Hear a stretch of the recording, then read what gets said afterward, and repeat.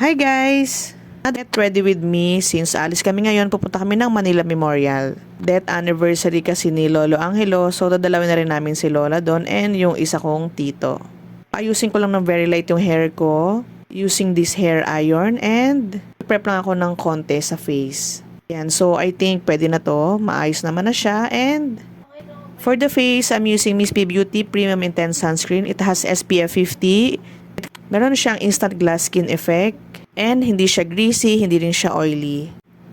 Dali siyang gamitin and meron siyang fast absorbing formulation. So kung naghanap kayo ng sunscreen, yan. Highly recommend ko yan si Miss P Beauty Intense Sunscreen. So ayan, dumating na rin sila tita from Valenzuela. And ayan, may dala silang food. Ito yung dadali namin sa Manila Memorial later.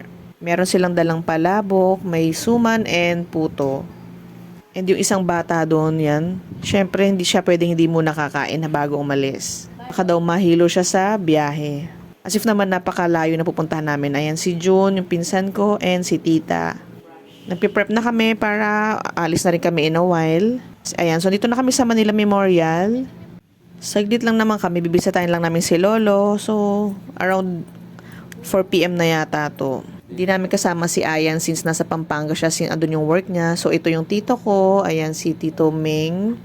And ayan si Lolo and si Lola. Magstay lang kami for a while. Then, uwi na rin kami after this. Since medyo makulimlim na rin yung weather. So, baka umulan. Abutin kami ng ulan. So, di na kami magtatagal. Saglit lang din talaga. Yan, dito kami sa may malapit sa lakeside and actually dati wala yung mga yan eh. So ngayon marami nang nakalibing din sa area. Since nung nag-start yung pandemic, ngayon lang din namin na ulit nadalaw si Lolo. Actually yung lolo at lola ko sa Pangasinan hindi pa rin namin nadadalaw since nag-pandemic din. And umuwi na rin kami after this. And after Memorial, dito kami ngayon sa may ER, sa may LPDH. Since it's Sunday, so walang mga animal bite center. Nakalmot kasi si Miggy ng isa sa mga stray cats dun sa Memorial. So kahit kalmot lang siya guys, naku, huwag niyo ipag walang bahala.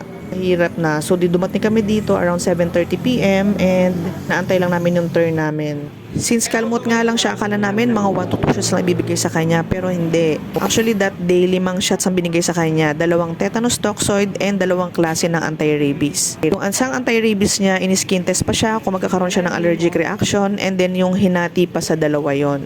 So sa mga parents like us, ingatan natin yung mga kids natin na kahit kalmot lang yan, kailangan malinisan yung part na nakalmot and then dalhin nyo sila sa malapit na animal bite center. So ayan na si Miggy. Gagawa na lang ako ng separate video guys regarding this. So don't forget to follow and share. Bye!